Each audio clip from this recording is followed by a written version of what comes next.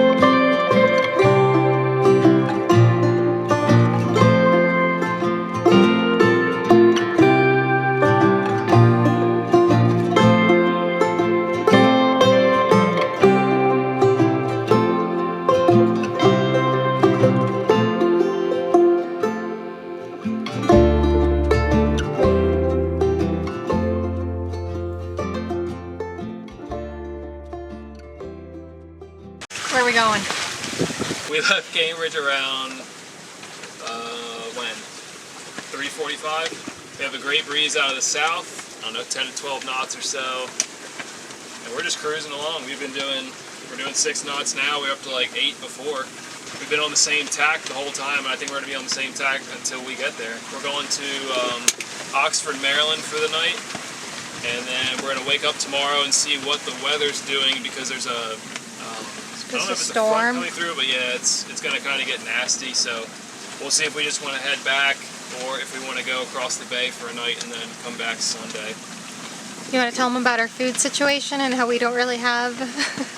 So I went to fill the propane tank, which we have like a 5-gallon one, under the seat here, and I got it filled at Ace, and I went to put it in the car and I could smell propane, and I was like, well, maybe it's because we just filled it up. And then I heard hissing, and it was leaking at the bottom because it was kind of rusty. It's pretty old. So we currently don't have any propane. I was going to hook up little propane bottles, and I couldn't find the right adapter for it, so that is a no-go. So we're going with PB&J's for lunch, cereal for breakfast, and dinner we have, pre-made taco stuff? Yeah, just cold tacos, but, I mean, it'll still be good. Yeah. Hey, nothing beats what we ate and we might have to the first night. PB&J's for dinner. Yeah. I mean, there was Velveeta. I brought I should have just already cooked them. I mean, our water gets hot enough. We could probably just boil it right in the water. I know, just turn the motor on for a few minutes. But, yeah, we're just cruising. We do have beer. We have to have beer. Look at your face lit up. Yep. There we go. That's all we need. Yep. Peanut butter and jelly and beer. Yeah, peanut butter and jelly and beer. Isn't that how the song goes? It's peanut butter jelly time! Peanut butter jelly! Oh, I know. It's chicken noodle soup. Yeah.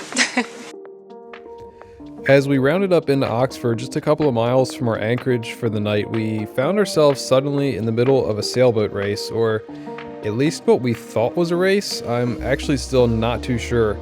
There were boats of all shapes and sizes out that evening, which is normal in a sailboat race. We counted at least 20, but they all seemed to be going in different directions, which made navigating through the course a little more exciting? Yeah, I'll say exciting. One thing that makes steering a boat so much different than driving a car is that you really can't stop immediately, and there isn't too much friction. So when you're sailing pretty close to other boats that are all going in different directions, it can definitely get a little hairy at times.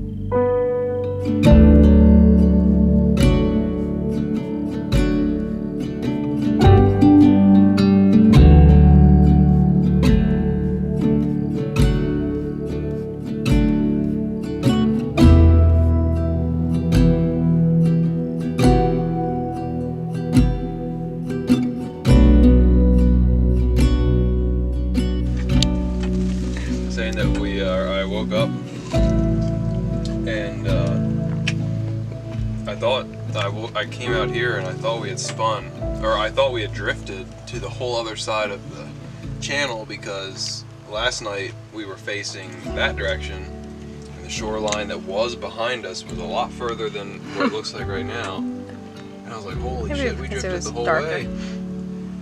Of course, there was no breeze really last night, a little bit, but no, we just spun 180 degrees. Yeah, I woke up a little disoriented myself. Yeah, and a crabbing boat was like real close to the back of us. I was like, Jesus. And yeah, we didn't move though. That's good. I was telling Orly I didn't sleep very well because I woke up at like midnight and I was really hot, and then I kept like waking up at like half asleep because I kept worrying that our fans were going to drain our battery, because it's the first time we had the fans and we've been running, but they draw like no power, so that's kind of dumb. And then I woke up again because our main halyard was not fully like cinched down, so it was kind of like if a boat would go by or something, we would just kind of like roll, and the line would just kind of touch the mast, and it was enough to wake me up. So I just woke I'm up a little thinking. tired, but I just woke up thinking that what if we're drifting? But then I'd go back to sleep. I was like, Yeah. oh, I think we'll be fine. If Sailor's not concerned, I'm not concerned. I set my the Navionics thing last night to like track us, and we hardly moved at all. Oh, good. You could tell at one point where we did make the whole big shift, and it wasn't that fast because we haven't really. There's not much wind. There's like a little bit, maybe a knot or two, but it was really peaceful overall. Very flat. Yeah. It's I didn't pretty feel good. the boat move at all. We didn't have like any bugs, which is awesome.